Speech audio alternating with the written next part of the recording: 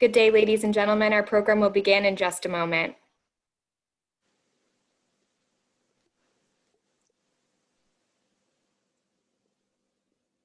Welcome, ladies and gentlemen. Our program will begin in just a moment.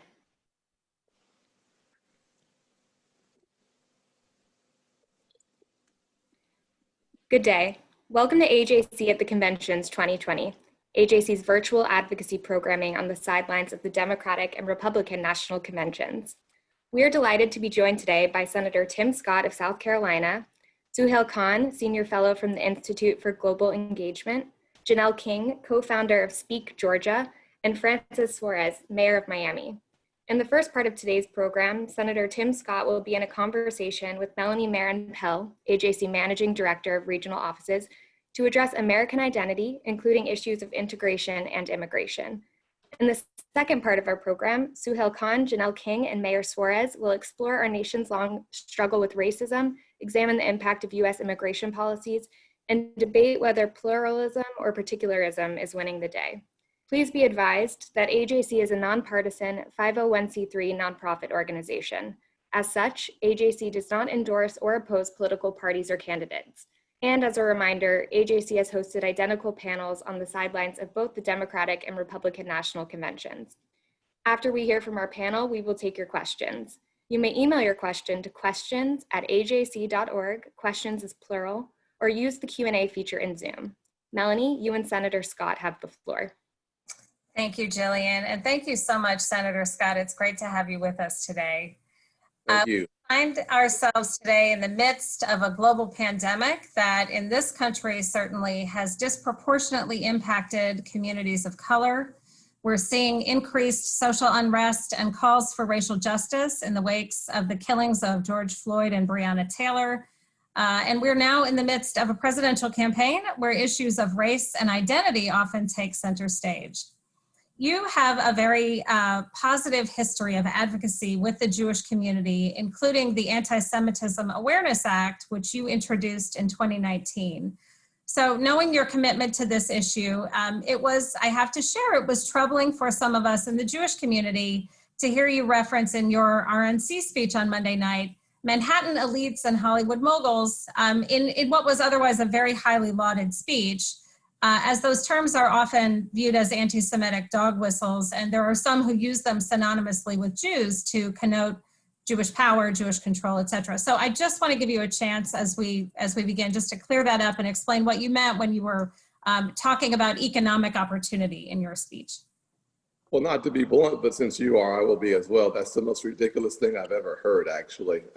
I will say that I didn't know that Jay-Z had anything to do with the Jewish community. He's African-American living in Manhattan, a very wealthy person. Look at the SALT deductions that I was referring to. I like Jay-Z. I think he does a good job. He's a Democrat, but I don't want the benefits from the SALT deduction. 80% goes to people who are millionaires, and they go to millionaires in blue states disproportionately because of the high taxes in states like Illinois, California, and New York.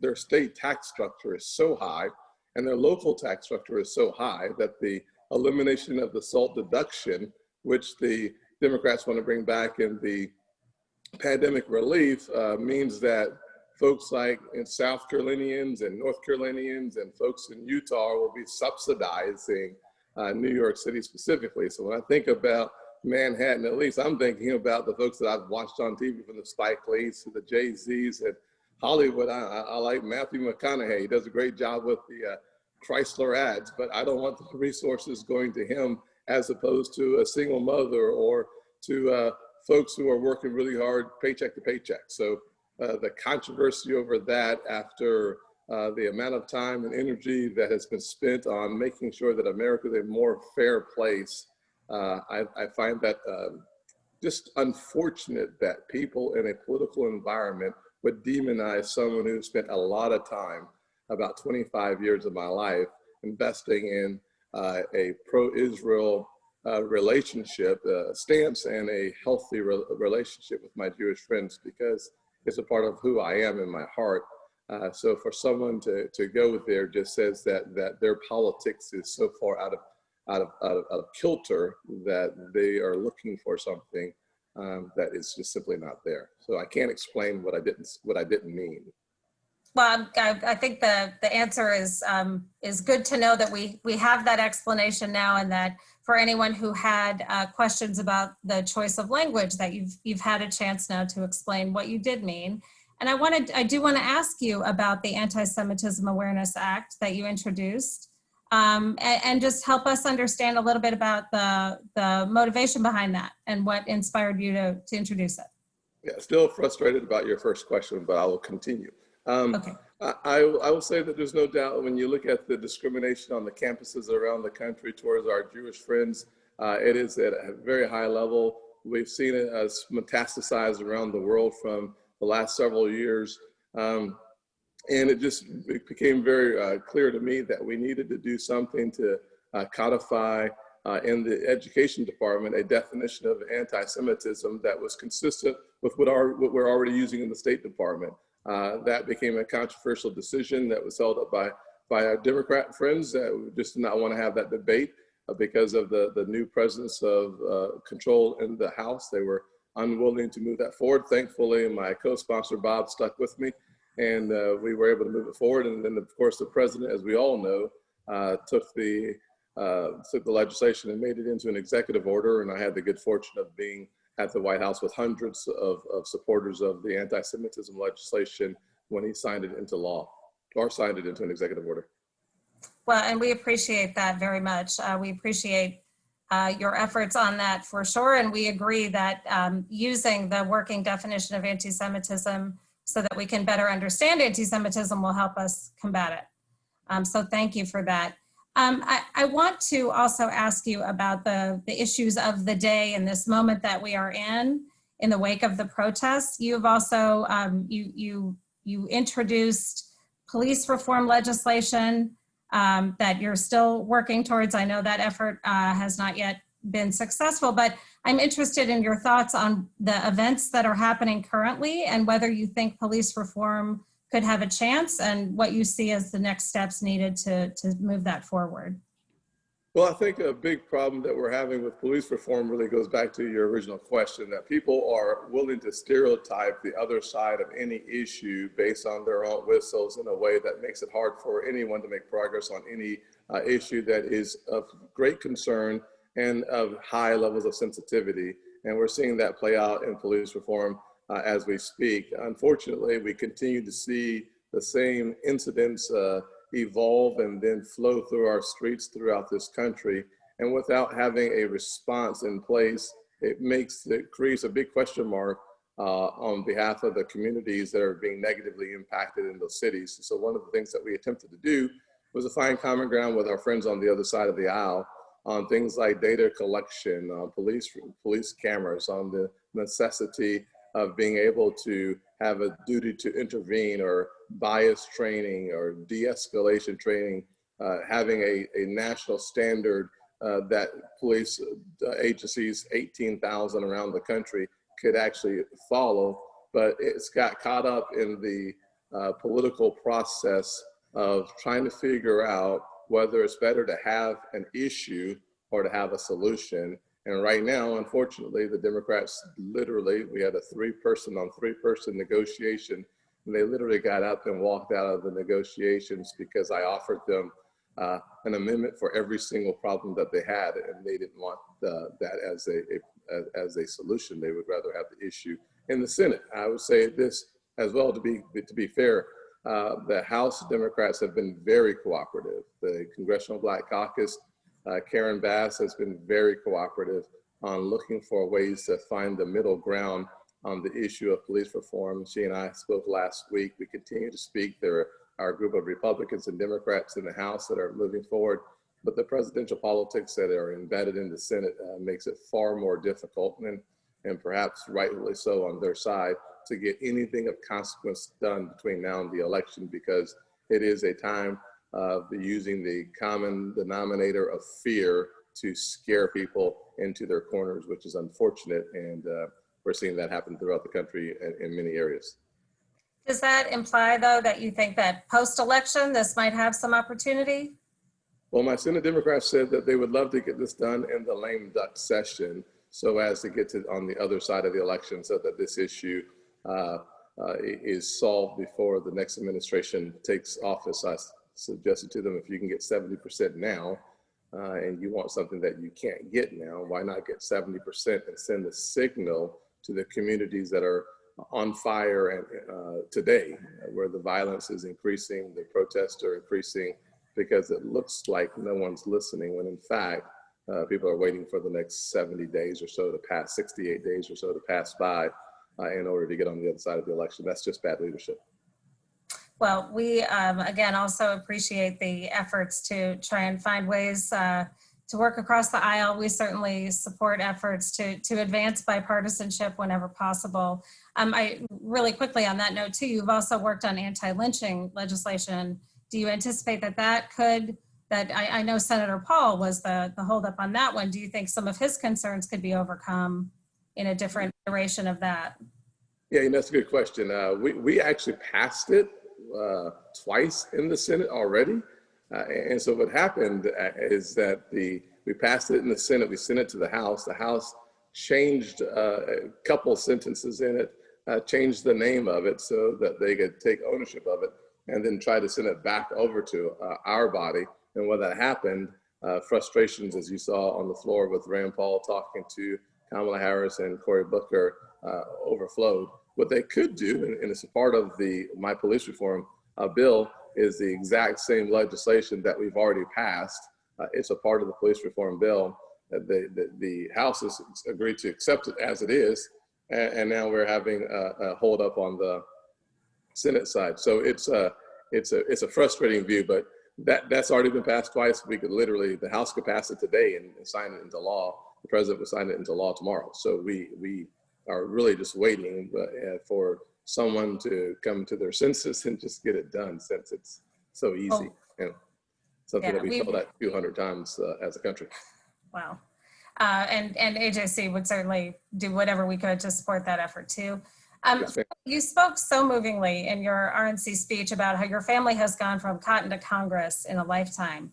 And you have really successfully woven in both your identity as a Black man in America and also someone who has really advocated for individual merit and individual choice. And I think many heard in your speech, while we're surrounded by a lot of doom and gloom, a lot of optimism. Yes. And, for the final moments we have here, I just want to ask you, do you think we can overcome these divisions that we're in? Is this a function of, our current presidential politics and an election cycle? And what will it take to move us forward so that we can be a more perfect union? As another wonderful question. I think the answer is a simpler answer. We have to look in our hearts and stop demonizing people that we disagree with or looking for something to pick at. When you do those two things, you're going to find something, even if it's not there, you'll just make it up. And that's unfortunate. So if that is the direction that people take our country, then it's going to be very difficult for us to turn the ship. I suspect that the average person is more concerned about how they get to the finish line and pass the torch on in their family to the next generation than they are about other people's challenges. And that's a good thing in many ways, that the story of America is people having a chance to realize their full potential. It's one of the things that I have appreciated about sitting down with former president of Israel, Perez, before he passed away, obviously. I sat there with Cory Booker.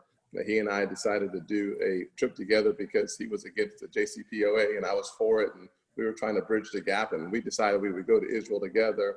And it was only the two of us that went on that trip.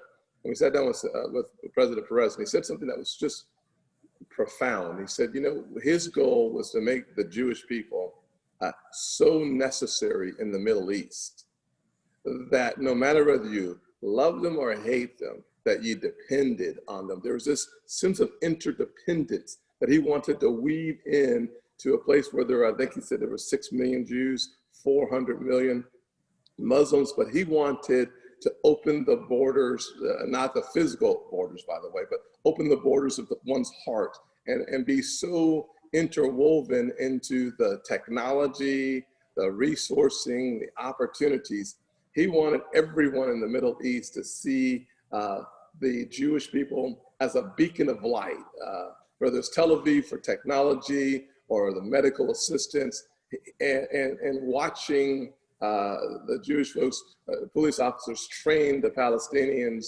for order so that chaos would be eliminated, because there was this sense that if I can eliminate chaos anywhere, it creates safety and protection everywhere in my region.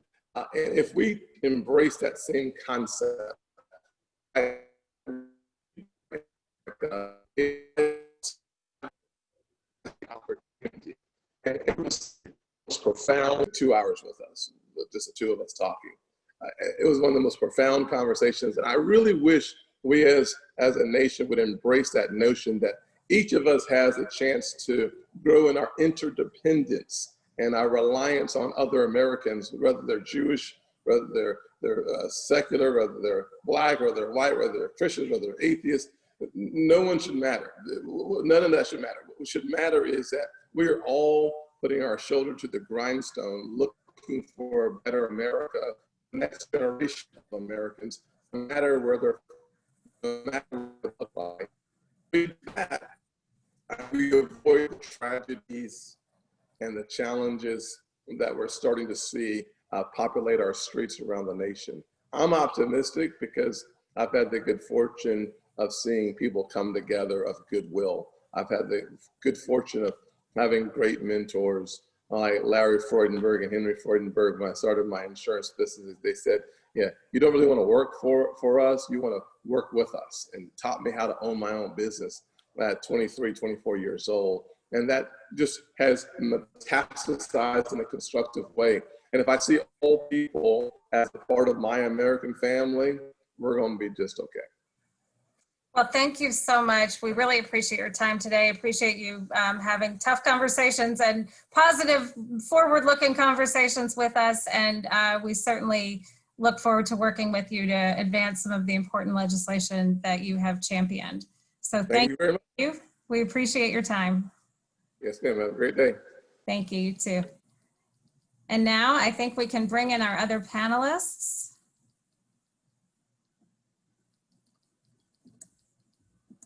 Hello, everyone. It's great to see all of you. Hello, Mayor Suarez. Hello, Janelle, and hello, Suhail. So I want to pick up, hopefully you were listening to our conversation there with Senator Scott. And, you know, when I started the conversation, I was talking about language that the Jewish community is certainly sensitized to, that, you know, for us, we hear some dog whistles.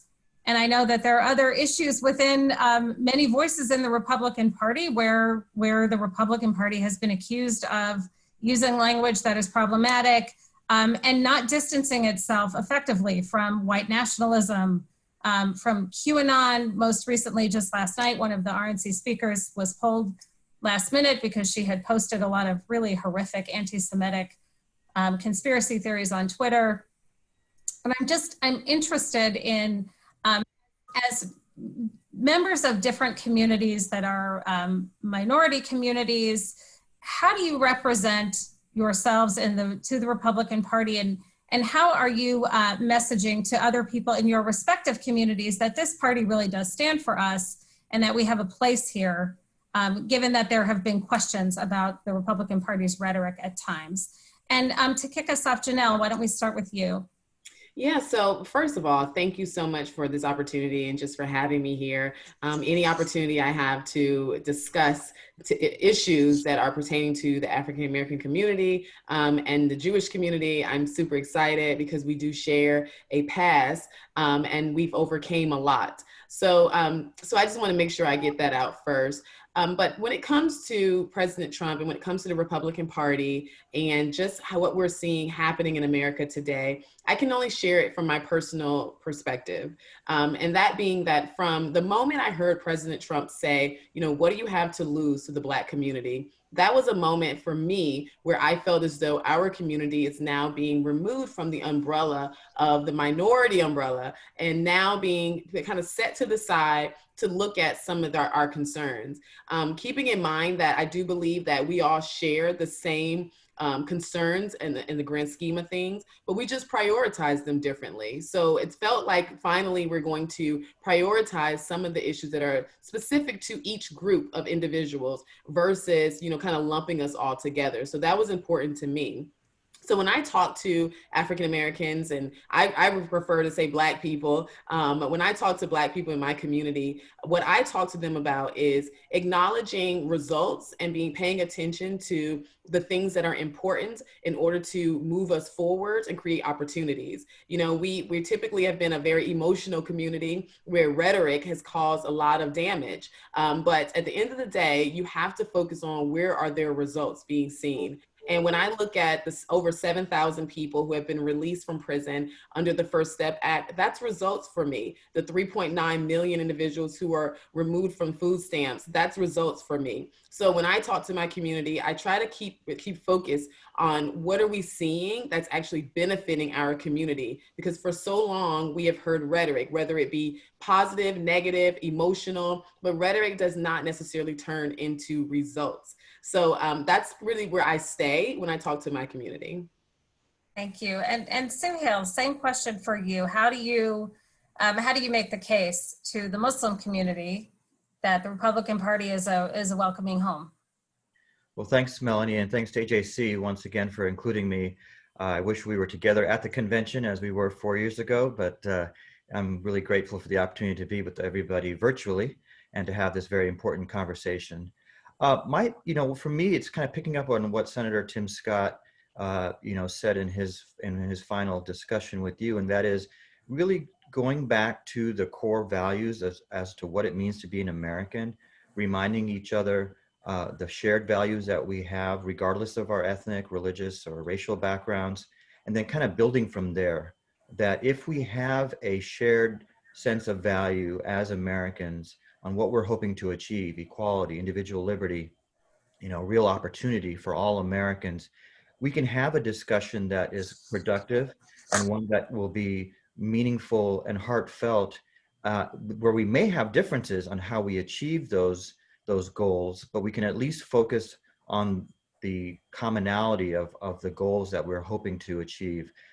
There's no doubt that politicians on both sides of the aisle, elected officials, public figures will say things that will be, in some cases, misinterpreted, not intended, but hurtful nonetheless, and in some cases meant to be hurtful, offensive, racist. And that is something that, again, I've worked throughout my career in both in the public service and also in politics to differentiate the individuals and their statements from what I believe the conservative movement stands for, and that is individual liberty, opportunity for all Americans. And sometimes that means reminding those that have engaged in that hateful rhetoric that we all are Americans and that there is a tradition of inclusion in our country going back to the very founding. And yes, we've had challenges since the very founding of our country, but those challenges are challenges that we are working together to overcome. And for those of you who have traveled around the globe, yes, we do have challenges here in the United States that we're working together, hopefully to meet. Your discussion with Senator Scott address some of those, including community policing, et cetera.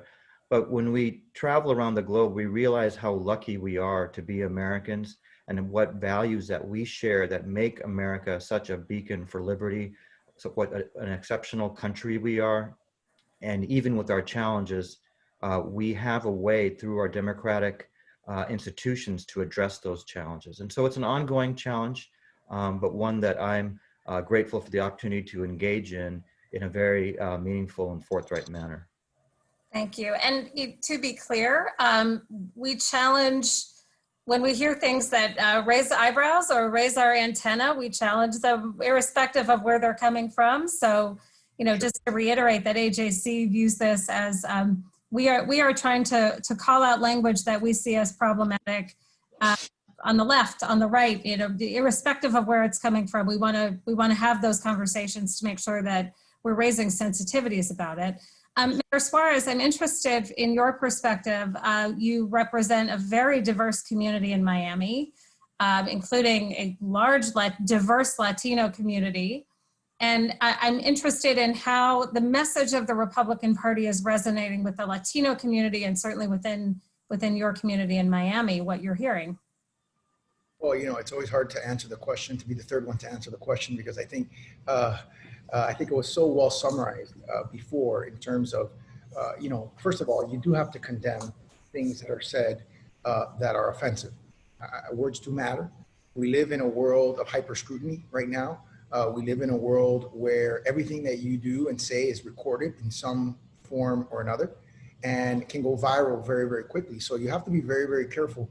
But it also, you know, I think people who are, it's hard to hide racism. If you're racist, it's going to come out. And at some point, the world's gonna know it. And so it's also important, like you said, not just to call it out, but as Janelle said, I think it's important to look at the you know, sort of the deliverables, right? It's not just about the rhetoric. It is also about what is the record. And I think it's important for us to highlight that. I think, you know, the Hispanic communities are communities of immigrants. Every single, my parents came to this country from Cuba, pretty much, and I was, by the way, the first mayor of Miami, actually born in the city of Miami in the 120 plus year history of the city.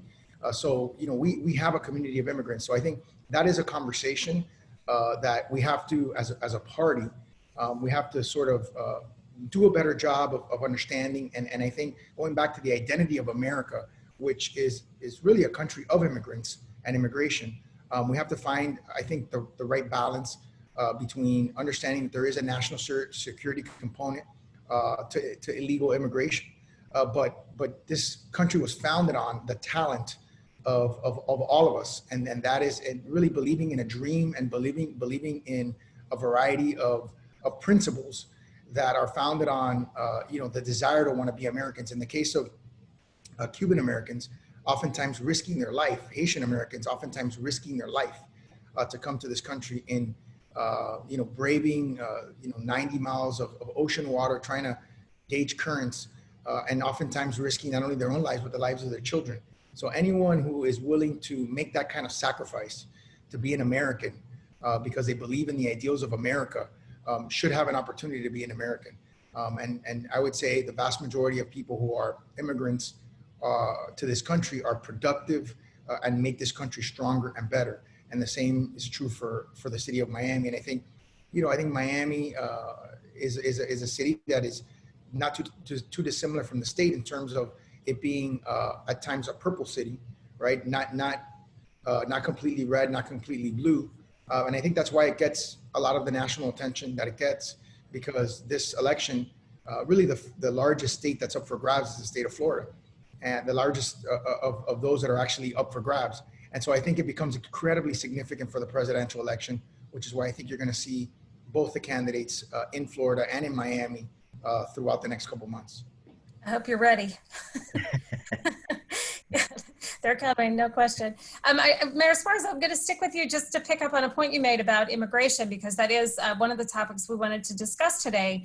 And this idea that America was founded as a nation of immigrants. Most of us, other than indigenous people, came from somewhere else. That, but yet under this administration, we've seen that the focus is more on security, as you said, but also it seems to be more on keeping people out than on bringing people in, including refugees and asylum seekers. It's become much harder, if at all, for people to come to this country as refugees or asylum seekers. So we've also seen policies like the separation of children from their families at the border that I think have been extremely troubling to many of us. So I'm wondering, do you feel that you can be influential in reasserting a Republican position on immigration that might balance that out a little bit and recognize all of the incredible gifts that the immigrant communities bring to this country? I hope so. I really hope that, you know, stories like mine and my family's and so many others that are from the city of Miami, and I often say that the city of Miami is what America probably will look like, you know, over the next few decades, which is incredibly, like you said, multicultural, multifaceted, you know, multi-generational. And I think, I think we have to start making sure that our immigration rhetoric is first values the fact and understands our history, that we are, as you said, other than indigenous people, all immigrants to this country. And that's a good thing. And that by and large, immigrants are hard work. They just want the promise of a better tomorrow. They're oftentimes fleeing economic or political persecution in their own countries. So they're leaving a place that doesn't have the ideals that America has. And, I think, obviously there are two components to the immigration discussion. One of them is national security. That's a legitimate concern. And the other one is economic. But when you had an economy as strong as our economy was prior to COVID, to me, that to me makes the case for more immigration. You know what I mean? You need more people to fill a lot of the jobs that some people may not want to do today, and to get them a start in life so that we can continue to grow our country prosperously and economically. We see that in the city of Miami. We've been growing by keeping our taxes low and obviously getting a lot of foreign investment. And we've grown, pre-COVID, double digits for multiple consecutive years. So I think the formula of creating a diverse city and a diverse country is a winning formula. It attracts people. It's not something that is negative in any way, shape, or form. And so I think, and particularly when you have potentially disturbances, racial disturbances, a city like ours has done very, very well by and large in dealing with those disturbances. And I think in part because we are so different, we are so multicultural, that we feel very comfortable discussing the issues. We feel very comfortable understanding that these things exist and that they need to be dealt with and need to be confronted.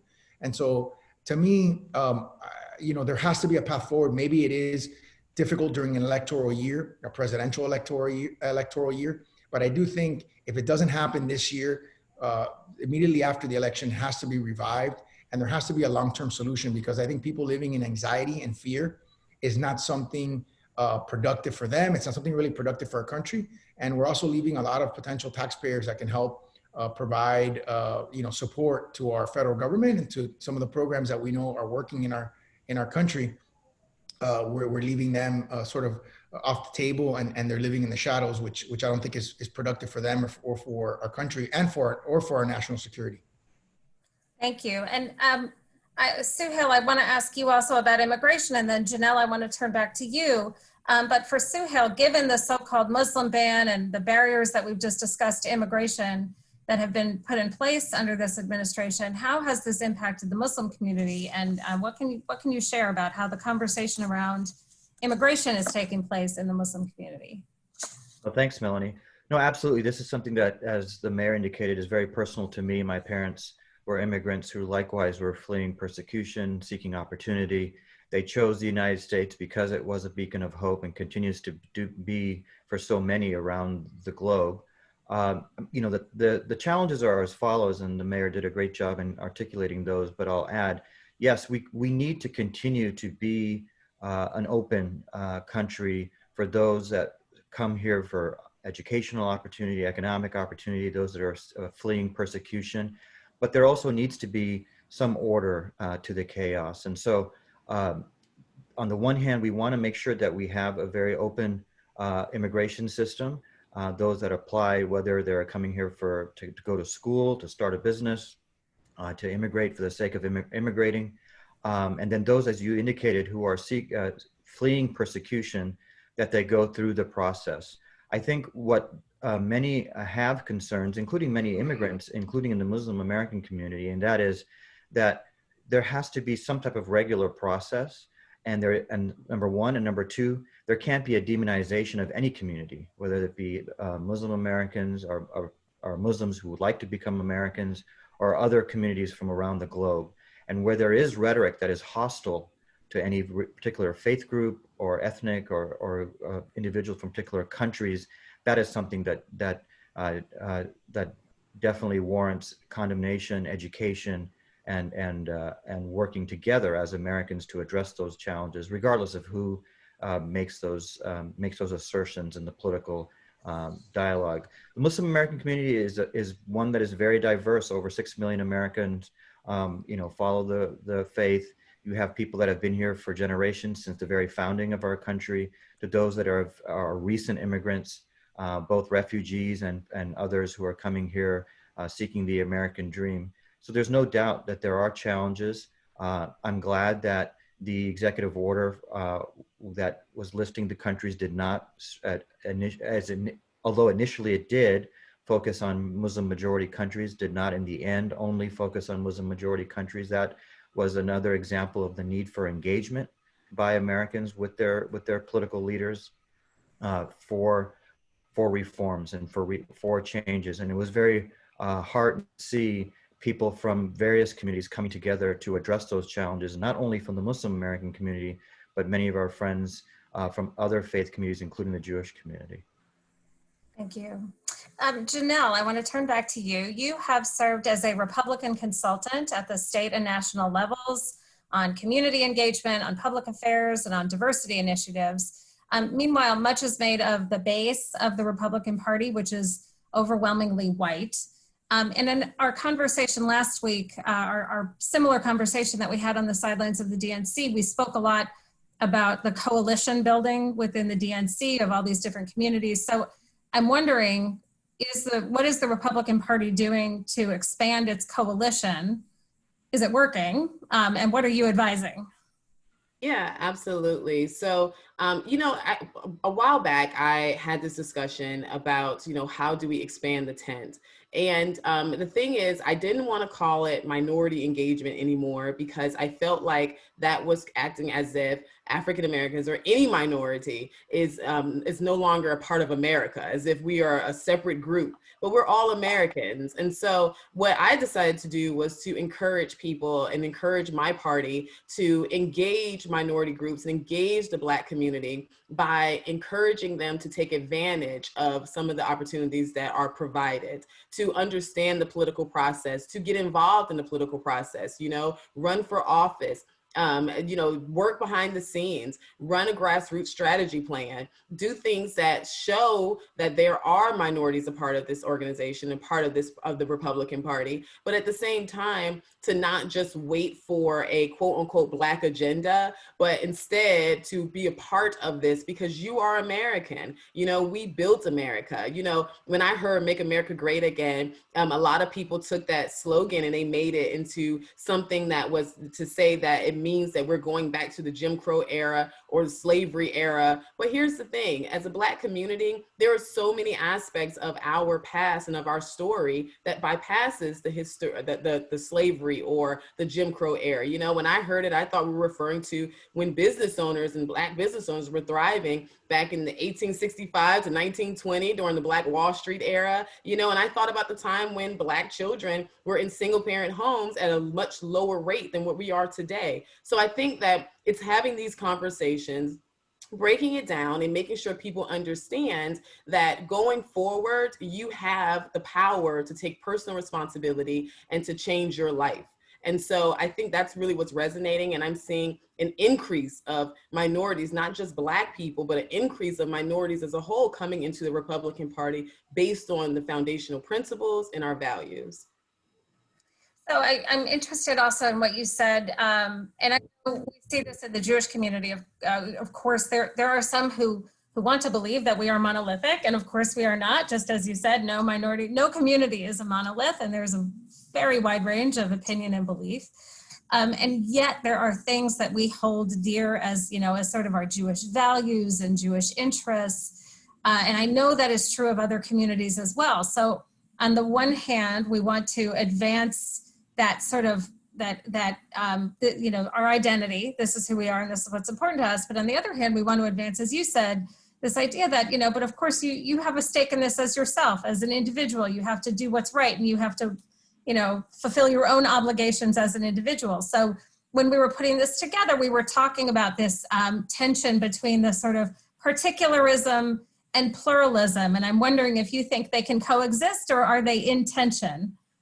Yeah, I do. I do think they can coexist. I think where we get into a dangerous space is when we start generalizing and saying that, because, one Black person or one Latino person agrees with a certain angle, that means that all agree with that angle. Well, but we go back to that monolithic piece, right? So I think it certainly can coincide. I do it every single day. You know, I most certainly have things, and as a wife, and hopefully be a mother soon, I have things that are particularly important to me, right? But that doesn't mean that I am completely neglecting the greater mission as a whole as well, or my civic duty as an American. So I think it's about just really finding a balance between the two and not kind of weighing one above the other. And I think that if we do find that balance, and if everyone finds that balance, we will naturally create a holistic perspective and a holistic wins for America. Thank you.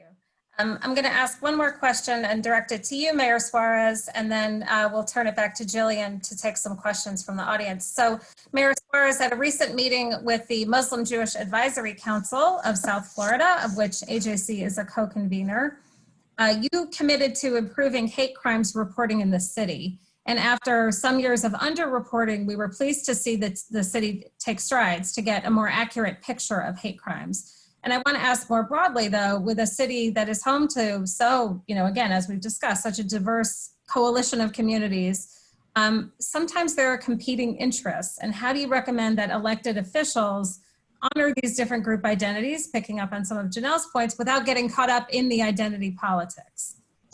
Well, it's very difficult. I think sometimes the best thing you need to do, first and foremost, is listen, make yourself available, be accessible to the different groups. Oftentimes, they need to be able to respect the fact that you're acting in good faith, that you are, that you are an honest and fair intervener, intermediary. And I think those are sort of the bedrocks of being able to make decisions that are going to be respected, irrespective of what the outcome is and how it benefits one particular group or the other. But I think, as you said, in a city like ours, which is so diverse, not just from an ethnic perspective, but certainly in terms of religions, and we do see, unfortunately, hate crimes occurring in our community, just like they are in other parts of the United States. I think it's incumbent on us to make people feel safe. That's one of the most basic jobs that a mayor and a city has, is to protect people, to make them feel safe. In fact, we have placed extra security on mosques or synagogues when something happens in other parts of the country, in the event that there's sort of a copycat crime that could be committed. And I think when that happens, I think that there's a genuine feeling that the leadership cares and is sensitive and understands and is looking at the picture, sort of the macro picture, and not just of what's happening in the city. And it really puts people at ease. And I think that's why we have such a great community and, a great relationship with the Muslim community, the Jewish community. That's why I love participating in AJC events, because I think AJC is also both communities really are very proactive. They don't wait for something to happen. We're constantly having dialogue like this. And throughout the year, we're meeting constantly. I have, traveled as well, been to Jerusalem, been to Hebron, been to Tel Aviv, and taken the time to understand cultures, which really a lot of our cultures are synergistic, and they come from the same regions and the same areas and have similar histories and similar principles. And so I think oftentimes in today's landscape, in today's politics, one of the things that frustrates me the most is that we often focus so much energy and time on the things that we don't agree on, rather than spending so much time and energy really relishing all the things that we do agree on, and which are, by the way, many, many more. And I think that would even make it easier for us to deal with the things that we don't agree on, because I think if you start from a position of, hey, we agree on all these things, we see eye to eye on 80, 90% of the issues, but we don't agree on some of these things, I think it helps break down walls. That's sort of my style, my philosophy, and it served me well leading a city as complex as ours can be. Thank you. And I will say we were looking forward to taking you to Israel with our Project Interchange delegation with the U.S. Conference of Mayors this year, but the coronavirus got in the way of those plans. I also want to note, and we have more information on our website, that I believe tomorrow AJC is working with the Department of Justice to host a training for houses of worship. So for mosques, for churches, for synagogues, about how to protect themselves. So it's another way we are working together and working proactively to try and ensure that we're safe. And I also want to note that we're working to advance the No Hate Act, which will help improve hate crimes reporting and help local municipalities improve their ability to collect hate crimes data. So cities such as Miami will have more capacity to collect that kind of data.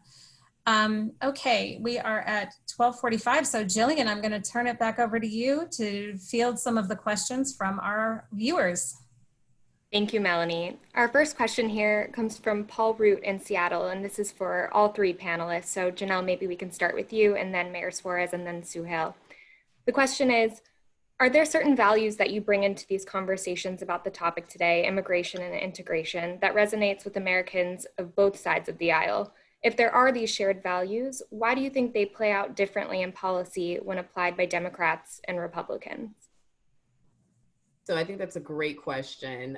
Yes, I honestly think that at the core value of most people, like Mayor Suarez said, the wanting to be safe, wanting to make sure that you are working, you're able to provide for your family. I think at the end of the day, we all share the same core values. I think where it gets a little convoluted is when you add your emotions to it and how it plays out. I feel like some feel that, their emotional connection to policies is what's most important, and some feel that their more logical, I should say, perspective or connection to policies is most important.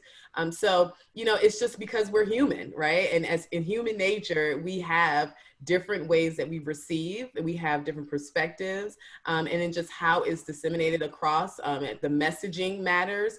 I will say that I don't feel that the Republican Party has done a great job in the past of, actually messaging to minority groups, but I'm excited to see what's happening today, because I feel like today we see growth in that area. So over a course of time, I just think that we have to make room for the fact that we are all human and we all receive things differently, and we expect different outcomes as well. I totally agree with Janelle. I think I'm supposed to.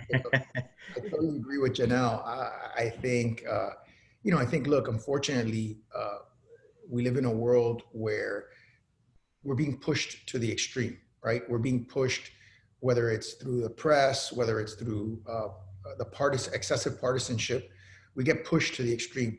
And I also agree with Janelle insofar as, all cultures should not allow themselves to be taken, whatever the party is. Everyone should have sort of a clear perspective of how a party or a political ideology is delivering for a community, and look at it with fresh eyes, without a doubt. And I agree that the Republican Party probably has not spent as much resources, and focus on some communities. And, and I think sometimes maybe the Democratic Party has taken some of those communities for granted as well, and has always assumed that those communities would support the Democratic platform and the Democratic Party. I think, one of the nice things about being a nonpartisan elected official, I often remind people I was blessed to be elected by 86% of my residents. And that doesn't happen when in an environment, a partisan environment, because what will happen is inevitably, those who are of a certain political party, maybe one that I don't belong to, will automatically assume that if I'm from the opposite political party, that I must disagree with them on everything. And that's not reality. That's not life. And we as human beings are not as simplistic as you can only fit into two boxes, either this box or that box. It's just not that simple. We have so many life experiences. We grow throughout our life, right? Maybe an issue that we saw when we were 20, we may think differently when we're 40 or 60 or 80. So we may change 4 times on the same issue through life experiences. I think that there is a misconception oftentimes that politics is a zero-sum game, in that one party's right, the other party's wrong. One party's right, the other party's wrong. I think, and I often say this in my work with the U.S. Conference of Mayors, if I were to create a political party, if someone said, hey, we want you to create a political party, my political party would be called the Solutions Party. You know, it would be about solving problems. And I think when the end goal is solving a problem, you take away all the other extra stuff, and then we can debate what's the best way to solve it. We can look at empirical data. We can obviously take into account anecdotal data, experiential data. We can just debate about the issue. We can test it out and see, you know, whether or not, you know, so there's less of an ownership of like, I'm certain that I'm right, you know, as opposed to let's try this out. Maybe it works. Maybe it doesn't work. You know, maybe a more liberal immigration system works for our country. Maybe it doesn't. Maybe it creates issues that we didn't even anticipate. And so, you know, I think oftentimes we have this false narrative that one person is right while the other person is wrong. And the truth of the matter is life is a lot grayer than that. You know, and so I think we've got to figure out a way as a society to look at issues as problems that need to be solved, as opposed to something that only one set of individuals has the absolute answer to and everybody else is wrong. I think that just creates division, which, by the way, obviously is perpetuated oftentimes by moneyed interest, some sort of a moneyed interest, you know, and economic interest. And let's face it, that's another big issue in our politics, right? Which is there's a tremendous amount of special interest involved, oftentimes pushing us to the edges, you know, and to the extremes, which really doesn't benefit anyone other than the moneyed interest that's pushing that agenda. This is a situation where everything's been said, but not everybody's said it, but I'll try to add. I agree with the mayor and with Janelle. You know, for me, it's just really started again at home for me. I'm the oldest of 5 kids, had parents that were my mother continues to be very politically active. You know, I can't pick up my fork before a meal without us getting into a very raucous political discussion. In my family, the joke is, you know, we listen with our tongues, and our unofficial slogan is this a private fight or can anybody get in? We love arguing about politics. But in the end, you know, with those differences, just as the mayor said, I look for those commonalities, the many commonalities that we share as Americans, and look to work together on those issues. You know, I grew up in the age of Ronald Reagan, who said, look, if there's 9 issues that we disagree on, let's work on the 10th that we do agree on together. And that was what I did when I was, you know, a staffer in Congress, when I worked for President Bush for his terms in office. I always had friends from across the aisle, was able to pick up the phone to solve a problem, build coalitions, whatever the issue might be. And not only was there the benefit of getting things done, as the mayor said, providing solutions on a bipartisan manner, but also real friendships that you form, that you might form working on one particular issue, and then you find that you're able to solve other challenges because there's now trust that you've established with people from across the aisle.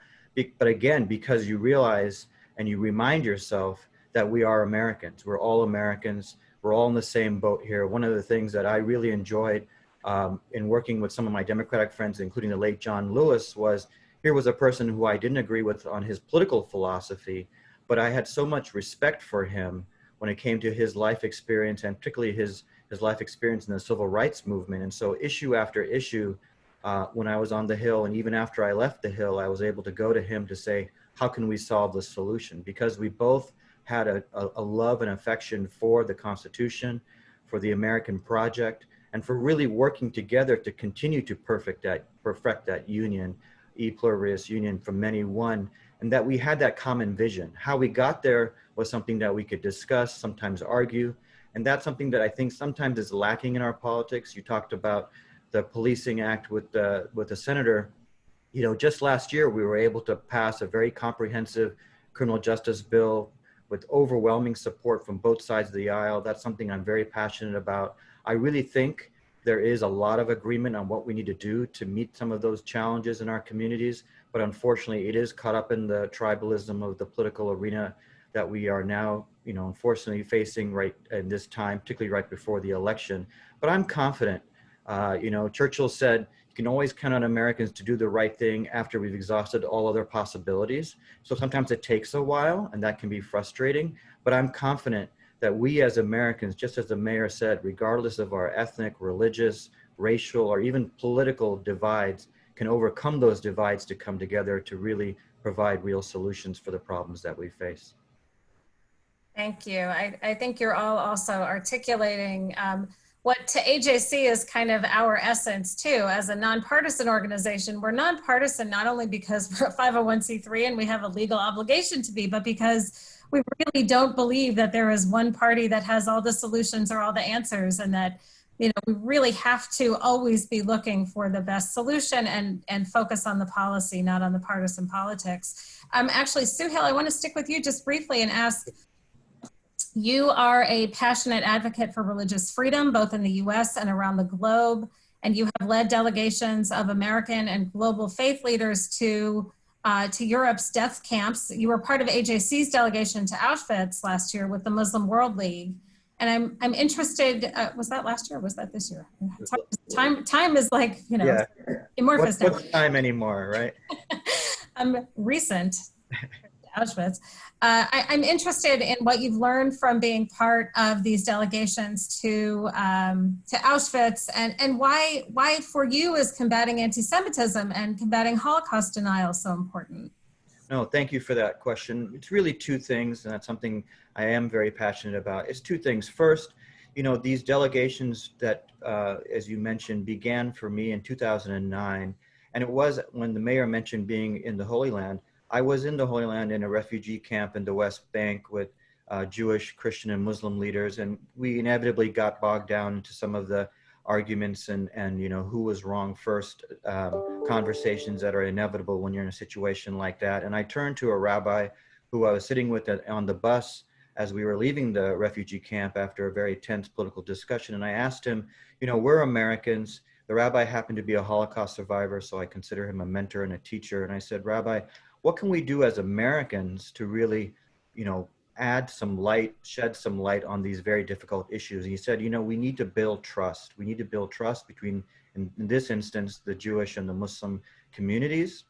And I asked him, Rabbi, how can we do that? He said, it would be so meaningful if Muslim leaders from all over the United States would travel to Auschwitz to recognize the suffering of the Jewish people, to recognize what happened during World War II, during the Holocaust, to millions, 6 million Jews who were murdered ruthlessly by the Nazis in that very harsh and systemic murder that occurred at that time. And I worked with the rabbi to put together that trip. And what I found was, first, there was that learning of each other's narratives, of learning of the suffering of the Jewish people, and really acknowledging firsthand in talking to Holocaust survivors, going to the sites of that murder to learn about what happened during that history. And then again, it's that working together on today's challenges, whether it be fighting what unfortunately is a rise in anti-Semitism, rising anti-Muslim bigotry, and bigotry against others of other communities. That again, it's one thing for one of us to stand up for bigotry and hate directed against our own communities, but it's yet another to stand up against bigotry and hate and violence directed up against other communities, because we remind ourselves that we're in this together, we're Americans, and an attack on one of us is an attack on all.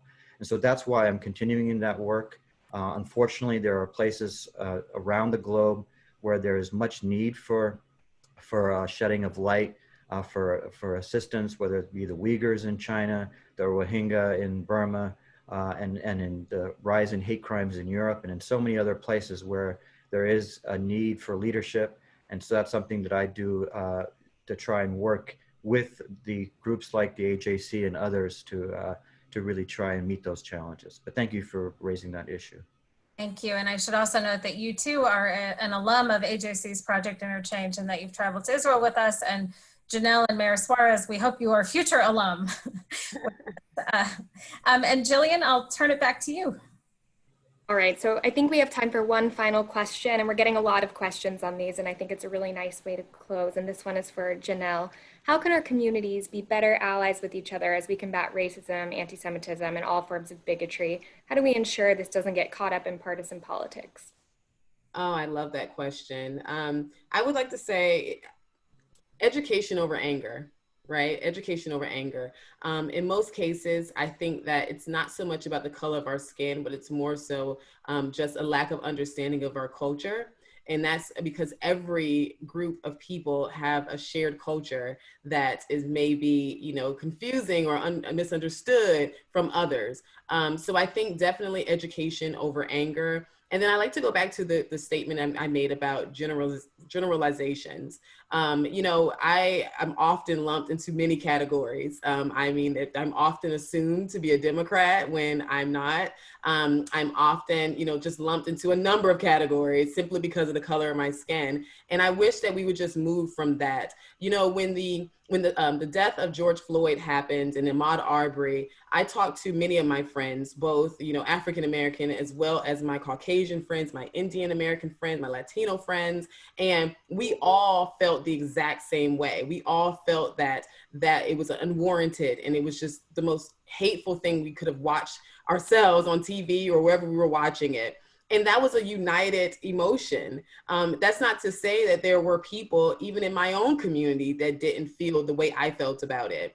But that doesn't mean that we all feel that way. And I think that a lot of times, especially as Black people, we are as a community, we seem to generalize the Caucasian community, the Jewish community, and the Latino and Indian American communities based on our one interaction we may have had with one person that's a part of that community. And so if we just went through life understanding that not everyone is the same, and that just because we may share the same color of our skin, it doesn't mean we share the same core values. I think that right there will just automatically put us in the right direction, and just ask questions and not allow those questions to trigger you in an anger way, but to allow you to begin to educate. I think it's where we can start. Thank you. Melanie, back to you.